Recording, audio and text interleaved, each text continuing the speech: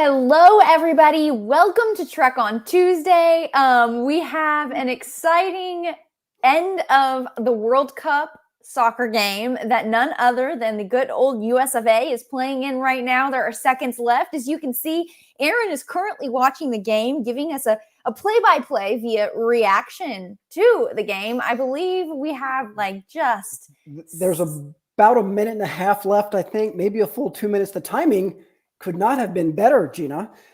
We're doing a show about soccer day. Just happened to be doing it right during the World Cup. I mean, what amazing timing. Well, I think what we had planned is we'll be able to do a really cool educational after show for the game, but actually the game is still going. So now we are getting to call the game live. We have the privilege. It's okay. All right. Everything's good. It's okay. We're okay. Good. Everything's fine. Yeah. Keep those reactions If you're watching at home, everybody, no reason to have a heart attack. There's just about a minute left.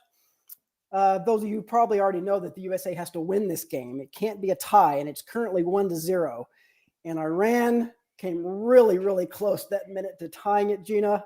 It's looking good for the U.S., but it's not looking great in terms of that at any moment Iran could score. And wow. Yeah. Literally at any minute. So what are the implications if the USA wins versus if they lose? So, well, Gina, it's pretty simple. If they lose, they are done. They do not get to play another game in the World Cup. They're done. They're finished. If they win, they get to go on to what's called the round of 16. And I'm glad you asked that question, Gina, because we're going to talk a little bit more about that as soon as this game is over. We're going to talk about sometimes when the USA has made it. Making it to the round of 16 is not a given at all for the United States. And we're going to talk about a particular moment in kind of recent history where they made it. Robin, yeah, I know, right?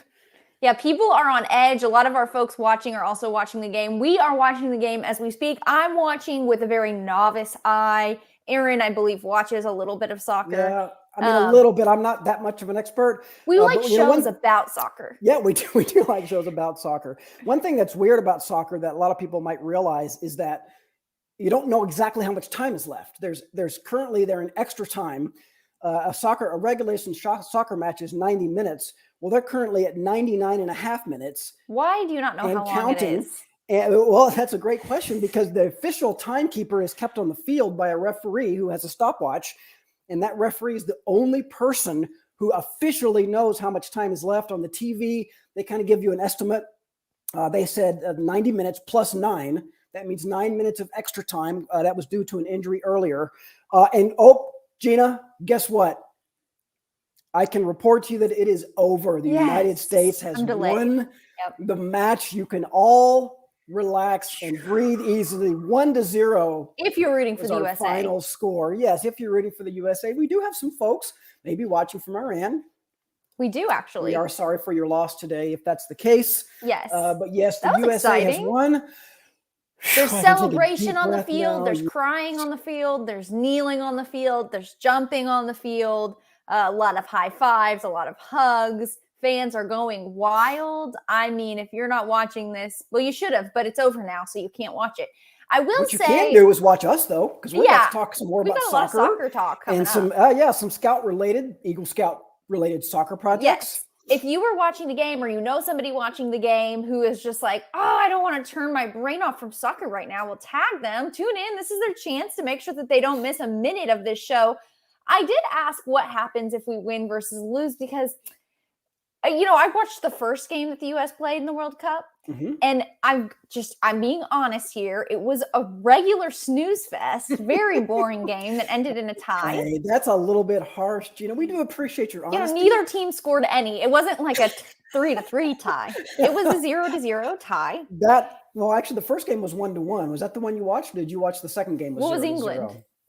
England was 0-0. That was okay. That's the one I watched, so somebody was trying to tell me there's a point system, and it's okay if they tie because tying England 0-0 was quite the accomplishment because England is considered to be pretty good. Yes, you get and very polite, and good at soccer. Yes, you get. If I'm not mistaken, you get 3 points for a win. You get 1 point for a tie. You get 0 points for a loss. So the United States finished with 2 ties in 1 win. So if my math is right, that's 5 points total, and that will be enough for them to finish in the top 2 of their group. and everybody from the top 2 in their group advances to the next round. And if you don't, you don't. So if they had lost today or tied today, they would not have had enough points to advance. So thank goodness we do have an expert on the show watching. Welcome, Bry Wind, to the show. We appreciate you watching. Bry. Boy. He knows about soccer, and I think he confirms that we're saying it correctly. Bry, we've got some great Eagle Scout soccer-related Eagle Scout projects to talk about. You're going to want to stick around for this show, my friend. Yes, it is a good show today. We've actually got some comments about Eagle Scout projects. MacArthur says, keep up the good work, Eagle Scout project. Well, Yep. You're in luck, MacArthur. We have got an Eagle Scout project for you.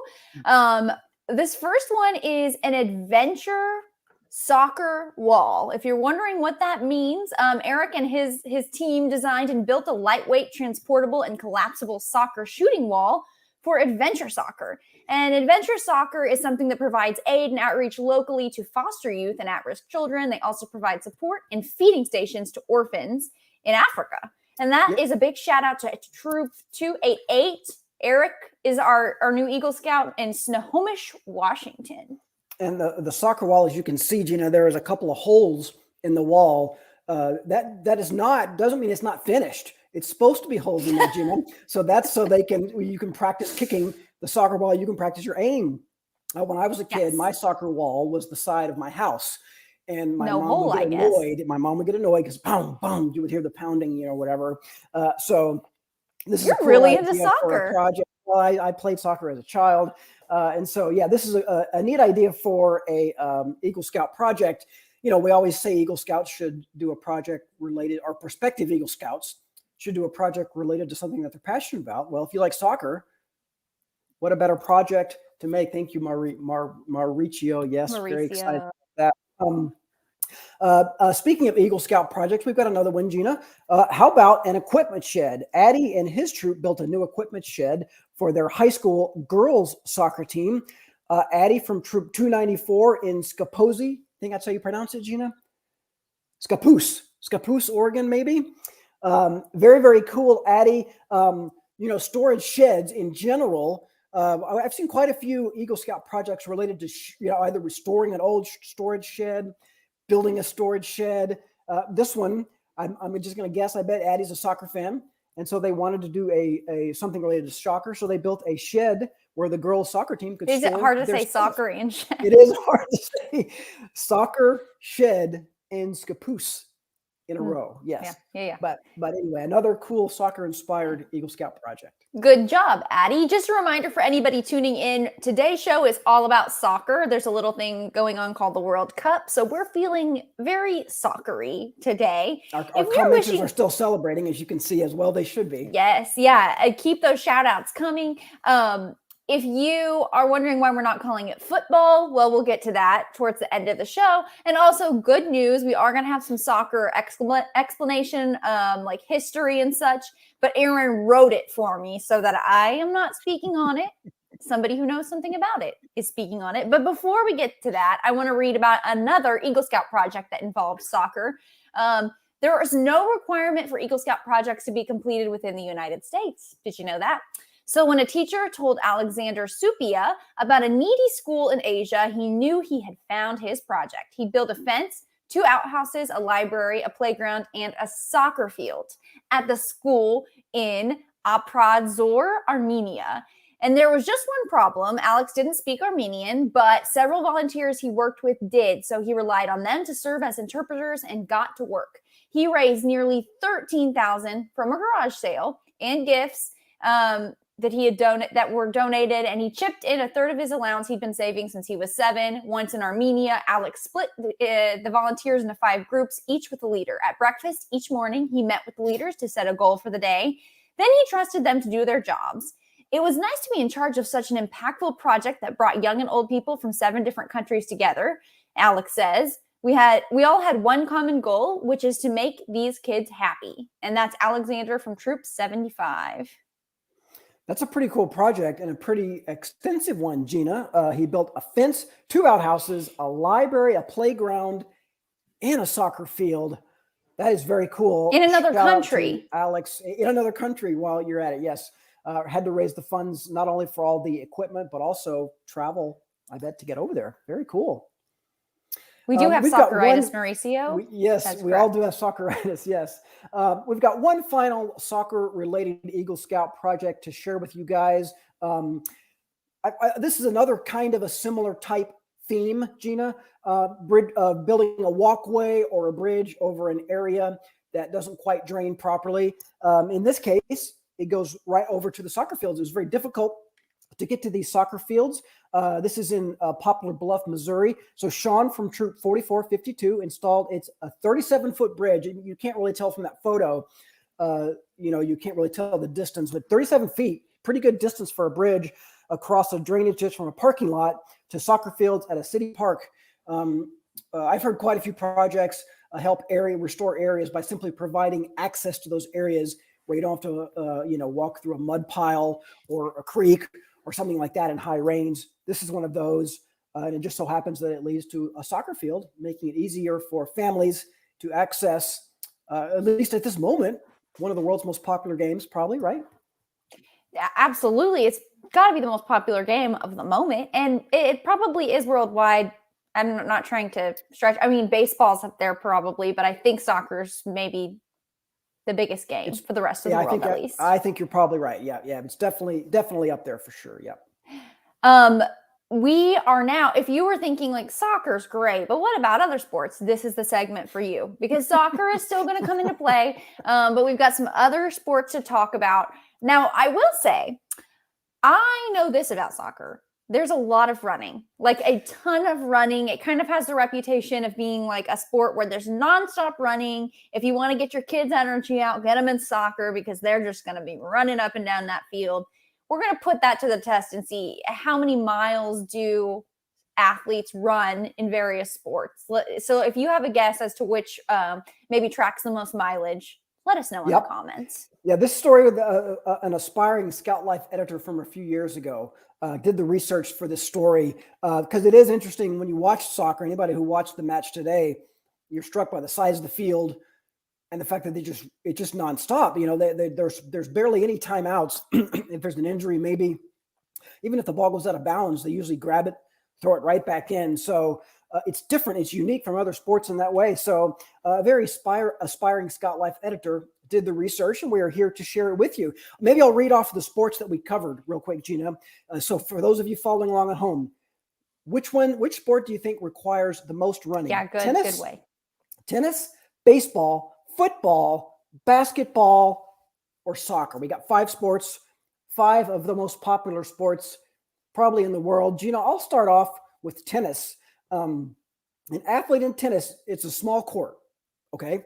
It might be the smallest court out of all these games that we're about to cover, but it's normal for players to run about, any guesses, Gina? Well, I'm looking at the answer.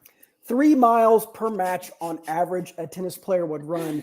In fact, it's often more depending on the style of the particular match.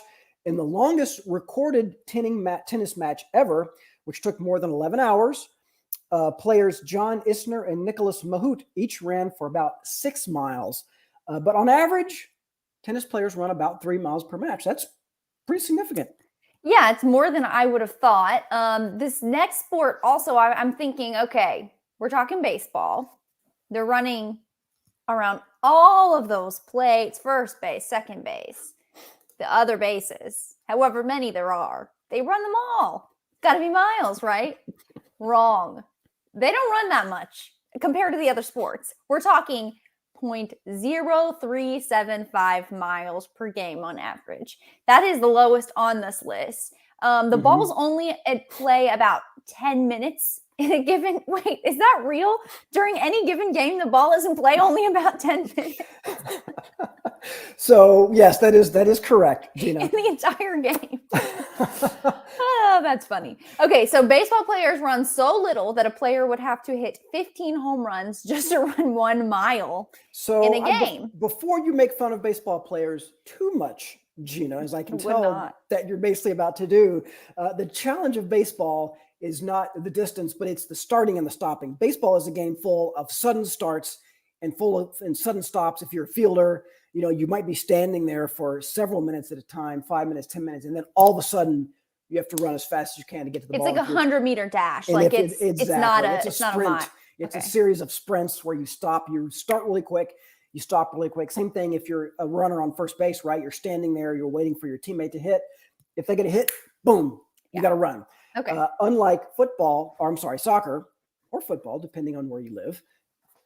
We're going to get to that in a second, where you're Stay running the tuned. whole time. Speaking of football, talking about American football, the average NFL player, kind of like baseball, the average NFL player is physically moving for only about 11 minutes per game. That is kind of funny when you think about sitting down to watch a football game. It takes several hours, but the players are only moving for about 11 minutes of that time.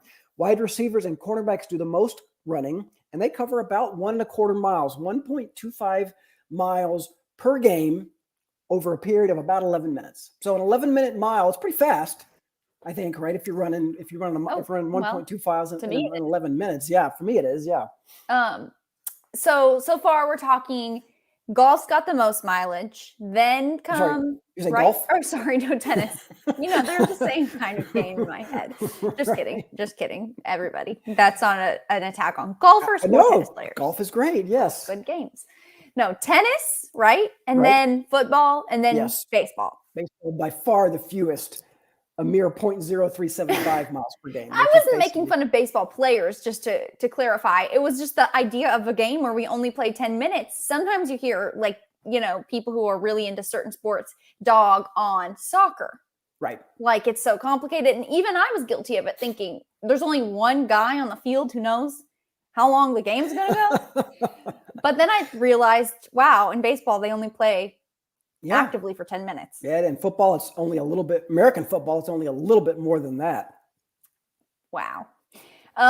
So this next sport, I would say, in my head, is the biggest competitor in terms of running versus soccer. So we're talking basketball. Do you think there's more running in basketball or soccer? I've never played soccer. I have played basketball, and it just felt like a lot of running. So here are the numbers. Basketball, you run 2.55 miles per game on average. They're running about 2 miles per game on average, actually. Drew Holiday of the New Orleans Pelicans averaged a league-leading 2.8 miles per game in the 2017 season. So you can see there's not a lot of variance. It's not like somebody's running like 8 miles and everybody else is running 2. Yeah, I think Drew Holiday, he's a point guard. So the point guard generally is going to run around the perimeter a little bit more than the bigger players who might be stationed around the goal. Although the way the NBA has evolved in recent years, Gina, I'm sure I don't have to tell you this, big players are moving around the perimeter a lot more than they used to be. That's a whole other show, though. We could do a whole show on that. That brings us to our final sport, Gina. So basketball is more than, tennis is still the most we've done so far. Yeah. Tennis at 3 miles. Basketball, I can't believe that. Basketball between 2 to 2.5 miles. Football just a little over 1 mile. Baseball players basically don't run. They might 0.037 miles.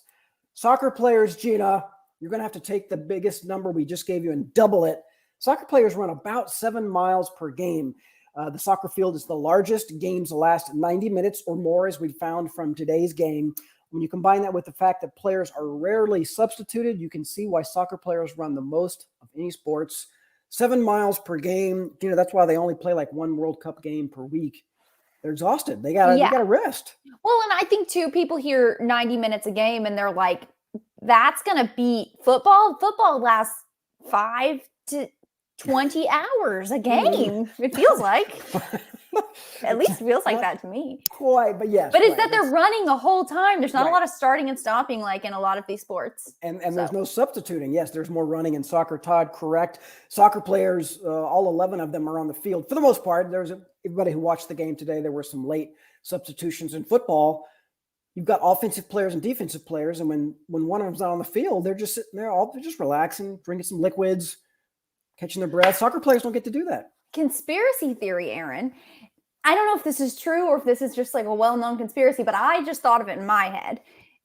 Do you think maybe soccer has not historically been as popular in the US because there are less breaks, so there are fewer commercials, and so maybe people are putting less money behind it? Is that a thing? I have no idea. Never heard that? Never heard that. But it may be. I have no idea. It could Weigh in with your thoughts, everybody. We would love to hear from you. Today, a big day for Team USA, the United States men's national team.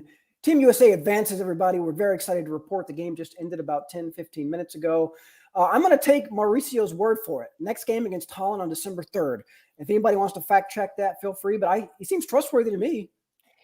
Yeah, I think that probably that no sounds reason right. to doubt him. I have no reason to doubt him. Sounds like a good game too. So you say that's the top 16? What do we call that? Yes, we're entering now into the round of 16, and he said December 3rd, so that's about a little under a week from now, I think, right? That must be early next week, maybe, or is that the end of this weekend? No one could know, but we're very excited for it. No, I'm sorry, Gina, go ahead. I was just gonna say there's bound to be some history made in the next few weeks. Yep. But Aaron, there's already history made in soccer. Of history, Gina, that's exactly what I was going to say. I've collected a few of the top moments in the history of United States soccer. And let's not forget, we're going to start actually with the women's team. The women's United States soccer team has had a lot of success.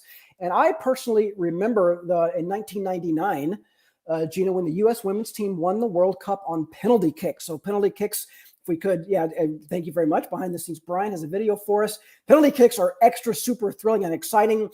If the United States men's team, if the game is tied at the end of regulation, there's no ties in the round of 16. It comes down to kicks just like that. And whoever makes the most penalty kicks wins. So in 1999, it was, I think this is her right here, Brandi Chastain. Let's see if she uses her left foot here. It's kind of famous because she kicked with her left foot. See if you can tell, Gina, which foot she uses. Yeah, left foot. Looks like left. A perfect left-footed shot. Brandi Chastain entered her name in the history books, the game-winning penalty kick.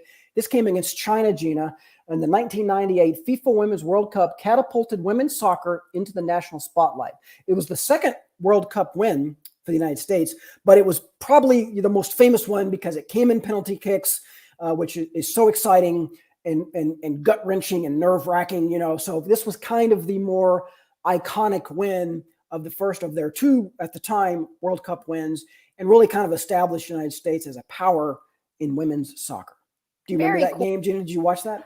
I did not know about it. I remember it. I watched it. I feel like somehow soccer has entered more of like the pop culture sphere in the last 5 years. And, maybe. I definitely know the U.S. Maybe that's not true, but I think that the U.S. women's team is pretty well known now. Yep. I'm so glad. This is when it started right here. What you're seeing right here. This is kind of when it started. I'm glad that this video is back up because I was going to say this is also the end of every soccer movie ever made.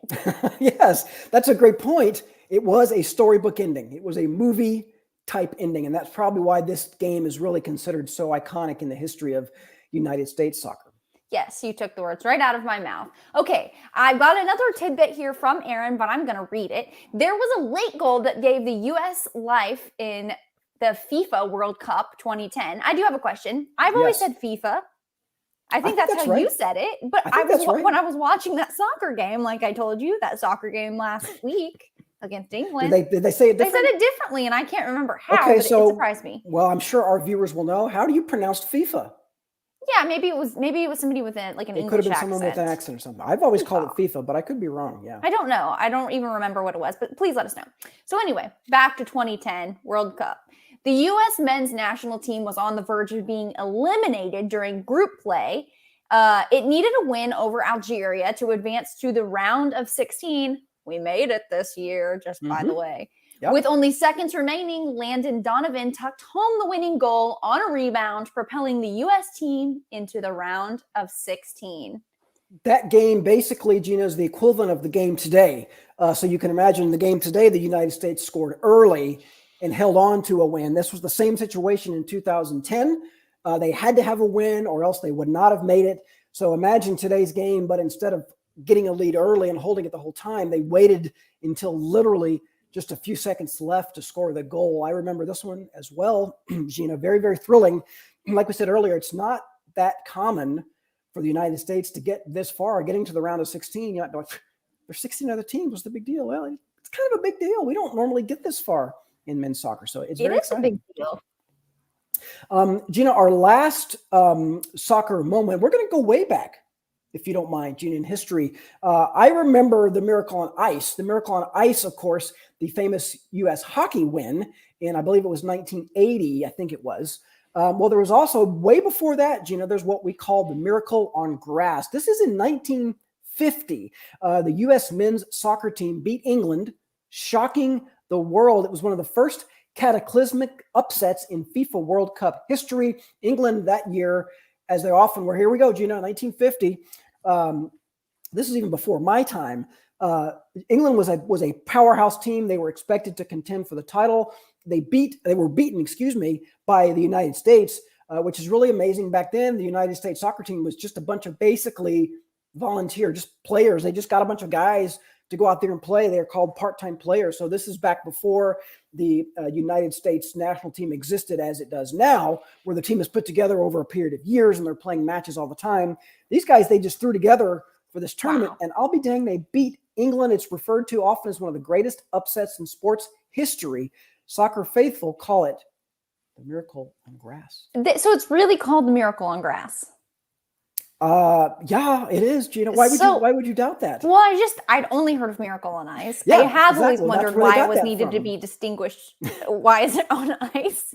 Now I think I get it. But Right. is that what it's referencing? Miracle on, like this is the Miracle on Grass. I but always this thought is it the Miracle. was, but I'll admit I don't know that for sure. But I always assumed that that's why they call it that. I'm sure there's probably Miracle on Clay from tennis, because they play on clay courts. I think I've heard that expression before. So I thought that was a joke. I don't. Nope. That's actually what they call it on clay courts. Wow. It really is the wild world of sports. Gina, before we let the folks go, we've got one more topic to address today. It's the age-old question. It's the elephant in the room. Everybody, yeah, exactly. It's the question that literally everybody is asking. Should we call it football or soccer? What's the name of the sport? Why do we call it soccer? And it seems like everybody else calls it football. Did you know the answer, Gina, before I gave it to you? Honestly, no. So the way the story goes, we will tell you guys the story again as we wrap up our World Cup focused soccer specific episode of Trek on Tuesday. You know, we might be, now since the USA won today, we might be doing another one of these in a couple of weeks. That'd be very cool. We'll see how it goes. Yep. But for now, we're celebrating Team USA advancing into the round of 16. So the way the story goes, Gina, American folklore says that around the year 1620, okay, the Pilgrims, so we're talking about early European settlers in North America, setting up at Plymouth Rock, and they found some indigenous Americans along the coast playing a game that basically looked like soccer. The indigenous peoples called it, I should have given this line to you. Thank you, Brian, for putting it on the screen. I should have had Gina say this. I'm going to try to say it. Pessaquaquahoag. Very close. Which means they gather to play football. That's what that phrase means in the language of those people. Did you look up how to pronounce it, Gina?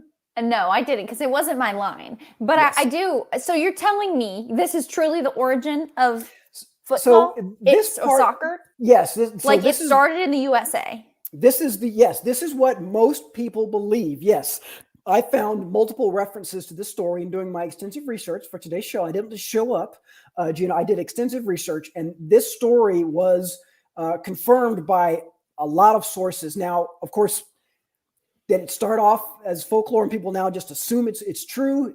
This is the story that is commonly, when you go to any official soccer website, I got it from the United States Soccer Hall of Fame, ussoccer.org Sure. No, also has the same story. So yes, so this is definitely a part of the heritage of soccer. It's generally accepted as being true. So it's a very American sport. Well, I don't think that baseball is kind of cricket-esque, which is not from the U.S. I don't know the origin of football. Curious. I think basketball might have been started here in the U.S. As we get along, you might learn a little bit more about the origin. When you say football, I assume you mean American football. Mm-hmm. You're going to learn a little bit more of that here in just about 30 seconds. Well, before we get there, I want to tell you that it wasn't till around 1862, more than 250 years later, after what we had just talked about, when the Pilgrim Fathers had discovered the indigenous people playing what they called kind of a football back then. Anyway. Pessaquaquahoag. I couldn't say that, but you did. Thank you. The first U.S. organized soccer club was formed 1862. It was called the Oneida Football Club. People had been playing football around the country already, but this was the first organized club where teams had to play under rules not all that different from today's game, soccer. Mhm. Oneida was the name of a community near where the club was founded. Oneida, both silverware, I believe. Is that true? Yeah, I think they make very fancy silverware. And I think didn't know there that. might have been not just like almost, I don't know. There's something historical about there. Anyway, Brian Wendell's calling for a fact check. I already fact check it. Stay out of this. No one even asked him. Interesting to note that was 250 years, after we first saw people playing a game that was basically soccer. It took us 250 years, 2.5 centuries to come up with a basic system of rules and scoring system to officially have a soccer club. Now, around this time, Gina, there were also soccer clubs cropping up overseas in Britain. And some of them, they called it football because they were kicking the ball with their feet.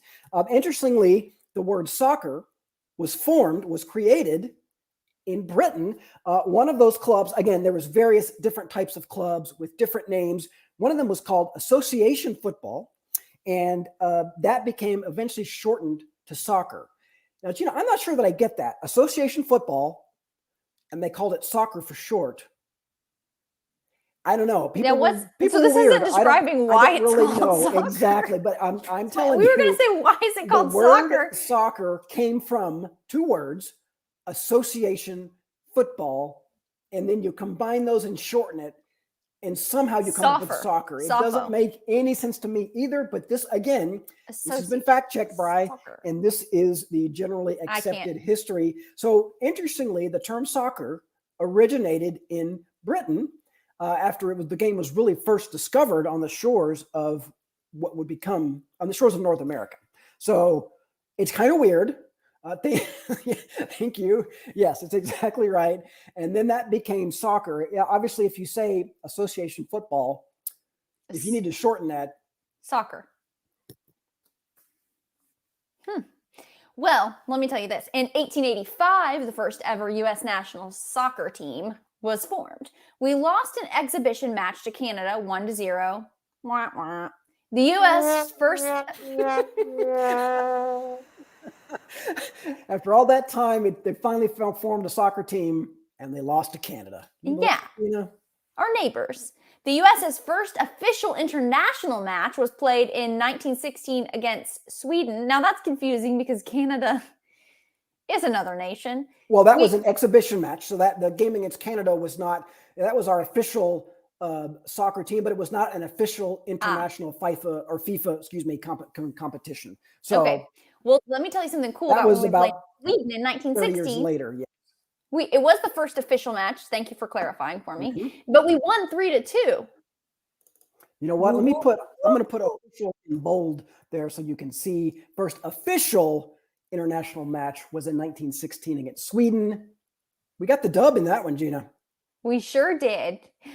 Nowadays, the U.S. soccer team plays in international competitions like the World Cup and the Olympics. Aaron, can you give me a little clarification on something? Yes. The U.S. men's soccer team. Mm-hmm. Now, there's all these FC football clubs around the country, right? And there are just where do the players from the U.S. men's team come from? Are they from different football clubs? Gina, do they practice together? What a great question. Yeah. So the players from the United States men's soccer team don't necessarily have to live in the United States. They have to have been born in the United States, or they have to have some sort of citizenship, but they might be playing for European teams. They could be playing anywhere. As a matter of fact, the best soccer players in the world usually do play in Europe. That's where the most competitive professional soccer is. So I know, for example, the United States goalie plays for, if Bry's watching, he'll know, is it Chelsea or I think it's Everton, which is a kind of a famous pro soccer club. So yes, they might be living anywhere right now, but they are United States citizens. Most of the best soccer players in the world play in Europe because that's where the best teams are, and that's also where they get paid the most money. So that makes sense. The football clubs you're talking about in the United States, that's Major League Soccer. A lot of fun to watch. I've been to Major League Soccer games. Used to take my son's Cub Scout pack to Major League Soccer games. It's not quite as highly competitive as European soccer that you could watch on a Sunday morning on your TV. Okay. I want to get a little bit. These are all just very novice questions. So Yeah, of I know, course. like England has a lot of teams. They're like Yes. Okay. city teams. They're all playing each So other. A yes, place like Germany, do they have multiple teams, or does the yes. German team get? Yep. Okay. They have Okay. multiple teams as well, multiple So professional everyone's teams. in the You're same talking boat. about All your players are playing for probably not just your national team, but yes. some other You're team. talking about professional clubs in Europe, and there's a lot of different leagues. I don't know the names of them all. They're all over Europe. Germany has some, England has some, and there may be some that are the different teams from different countries play each other in the same league. The men's team, the international team for any country, the United States, England, consists of players from all those different teams. They form a new team based on their nationality, and they play with that team part-time, maybe So they a do couple of practice months all out of the the year. They time. do, well, not all the time, only when their pro team is not playing. Throughout So time. in the off season of their pro game, or if there's a big space, yes, they will join the international team for a friendly and exhibition like the one they played against Canada in 1885, or they play actual qualifying games. You have to qualify for the World Cup. You have to qualify for the Olympic. So there's official FIFA international competition going on that you might not know about unless you just are following soccer. So players from all those different pro teams will come together, change teams, play for their countries in those international tournaments, then go back to their pro teams when that's done. Does that make sense? Yes, thank you. Very good. Keep in mind, Gina, that while the United States was forming its first ever international team, going off to Sweden and winning, around the same time, again, there's still other soccer games being played, other leagues being developed. There was one league in the United States called rugby football. You're familiar with the term rugby. This league was called rugby football. And that sort of branched out into two different sports, one of which was rugby, the other which became football. They changed the rules to where, you could hold the ball with your hands. You could line up in certain formations. You took a break between plays. All of that became what we now know as American football. It began being played in colleges in the early 1900s. Professional football didn't come around for a few decades after that. I want to say the NFL was formed 30s or 40s, maybe even 50s, something like that. It was mostly a college sport. And that's where the term football came from. Okay. Now, the last question we have, why do we call football, but in other places they call it soccer, or excuse me, vice versa. Why do we call it soccer and in other places they call it football? Gina, I think you might have the answer to that. I do. Many historians think the main reason British people call soccer football is because Americans call it soccer. As late as 1980, the words soccer and football were basically interchangeable in Britain. But after that, the use of the word soccer began to decline in Britain, likely a reaction to its increased usage in America. Basically, to be considered really British, you needed to call it football. And to be a true American, you need to call it soccer. So it's like a rivalry thing? It's exactly right. I think it just became like somehow became a thing where, if you're American, and you're kind of rugged and tough and stuff, you might call it soccer. But if you're more refined, if you're an expert in the game, you would call it football. I didn't really realize that. And then, I was 10 years old in 1980, Gina. And 9 years That's old. That's recent. And yeah, exactly. And I didn't realize, I feel like in my adult life, it's always been football to everybody else. But apparently, based on my extensive research for the show, this is a recent thing. The whole soccer football thing is a recent thing. And it just became because basically, soccer fans in Britain didn't want to sound like Americans. They wanted to sound British, so they called it football. We wanted to sound Americans, so we called it soccer. I do want to point out real quick, Dennis has come across a name. I did see this name. Thank you for commenting, Dennis, by the way. I did see that name, Charles Reeford Brown, when I was doing my research for the show. So he is an important person in the history of this sport. Thank you for bringing that up, Dennis. I didn't have time to put that in my notes for the show, but I did see that name in doing my research. So Good call out. That's basically the story of the history of soccer and why we call it soccer and why some people call it football. Really, some people and why it was once called Passaquaquahog, which means, hey, everybody, let's play some football. Aaron, I think the show's wrapping up, but I just wanted to point out this does come into play in real lives, even of people who don't necessarily watch a lot of football or soccer or American football, however, whatever you call it. But I recently took a trip to Ireland. Okay. They call it Wow. football there, you know? Yeah. But it came into play because I was in a gift shop and there were Notre Dame shirts that so that they were like Notre Dame football shirts in an Irish gift shop. Doesn't make exactly sense, but it kind of does. There was an American guy who assumed, I think, that I was Irish. And he said, and I had the shirt in my hand, he said, "Where did you get that football shirt?" And then he corrected himself and said, "American football." So it's still a thing. I 100% believe it. Yes, that's very funny. And then when you said back in an American accent, was he surprised? I said, "Oh, the football shirts are over there." And he said, and that was his reaction to that. I want to do another quick shout out before we let the folks go. But Dennis says there is a selection process and list published by every club of who is eligible to play on the national team. The national team that practices together and plays in the qualifying tournaments. The roster might not be the same as the roster we saw today, but it's still the United States men's national team. It's complicated, Gino. We hope that, though, maybe the folks have learned a little bit about soccer today. I think the main takeaway, though, is go USA. I learned a lot. Definitely go USA. And like Aaron said, my fingers are crossed that we're going to be doing another one of these shows in a few weeks. That would be awesome. And when did Mauricio say they play again? Against Holland Saturday, on December 3rd, he said. I think Okay. Robin told us that it was Saturday. Robin said it's Saturday. All right, Robin. Yes. Good job, Robin. Thank you. Thank you for all commenters have been great as normal today. We appreciate that very much. We won't be doing a show on Saturday, Gina, but we'll be with the Team USA in spirit. No, but we will be doing a show on Friday at 2 p.m. Central. Join us for Cup Chat Live. Let all of your fellow Scout volunteers know about it, or Scout parents. It's going to be a good one. Yes, it is for sure. Thank you all for watching today. Appreciate it. Boy, the timing worked out great. That soccer match ended right when the show started, so you could just sort of seamlessly come over to Trek on Tuesday. We appreciate your time. If they lost, it would have been a I know what a letdown that would have been. There were some close calls there at the end too. Hope you all enjoyed our reaction to Team USA winning. Hope you enjoyed the show. Go USA. Enjoy the rest of your day, everybody.